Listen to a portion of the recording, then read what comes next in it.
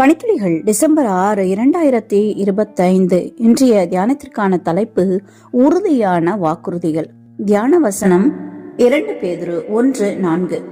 இச்சையினால் உலகத்தில் உண்டான கேட்டுக்கு தப்பி திவ்ய சுபாவத்துக்கு பங்குள்ளவர்களாகும் பொருட்டு மகா மேன்மையும் அருமையுமான வாக்கு தத்தங்களும் அவைகளினாலே நமக்கு அளிக்கப்பட்டிருக்கிறது. தோல்வியின் தருணங்கள்ல நோக்கம் மற்றும் மதிப்புள்ள வாழ்க்கையில நமக்கு கிடைத்த வாய்ப்பை இழந்து விட்டோம். எங்களுக்கு மிகவும் தாமதமாகிவிட்டது என்று நம்புவது எளிதானது. அதாவது காலம் வீணாய் போனது என்று நினைப்பது எளிதானது. அதிகபட்ச பாதுகாப்பு சிறையில முன்னாள் கைதியாக இருந்த எலியாஸ் தான் ஒரு கைதியாக இருந்த போது அவருக்கு இருந்த உணர்வை விவரிக்கிறார். நான் மிகவும் உடைந்து விட்டேன். வாக்குறுதிகள், என் சொந்த எதிர்கால வாக்குறுதிகள், நான் என்னவாக இருக்க முடியும் என்பதற்கான வாக்குறுதி இது என்று சாட்சியளிக்கிறார். பாற்று கல்லூரியின் சிறை முயற்சி கல்லூரி பட்டப்படிப்பின் திட்டம்தான் எலியாஸின் வாழ்க்கையை மாற்ற தொடங்கியது. நிகழ்ச்சியில இருந்த போது அவர் ஒரு விவாத குழுவுல பங்கேற்றார். இது 2015 ஹார்வர்டில் இருந்த ஒரு அணியை விவாதித்து வென்றது.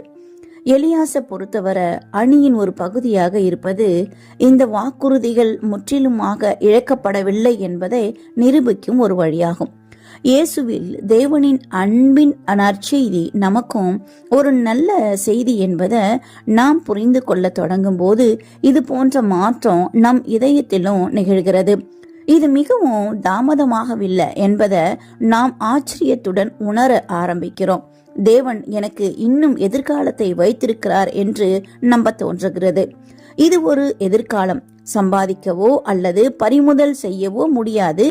ஆனால் இது தேவனின் அபரீதமான கிருபையையும் சக்தியையும் மட்டுமே சார்ந்துள்ளது. கிறிஸ்துவின் கற்பனை கெட்டாத வாக்குறுதிகள் பாதுகாப்பானது. தேவனுடைய பிள்ளைகளின் எதிர்காலம் சுதந்திரம் மற்றும் கனமுள்ளதாக மாற்றப்படுகிறது. அது என்னவெனில், சிருஷ்டியானது அழிவுக்குரிய அடிமைத்தனத்தினின்று விடுதலையாக்கப்பட்டு தேவனுடைய பிள்ளைகளுக்குரிய மகிமையான சுயாதீனத்தை பெற்றுக்கொள்ளும் என்கிற நம்பிக்கையோடு அந்த சிருஷ்டியானது சுய இஷ்டத்தினாலே அல்ல, கீழ்ப்படுத்தினவராலேயே மாயைக்கு கீழ்பட்டிருக்கிறது.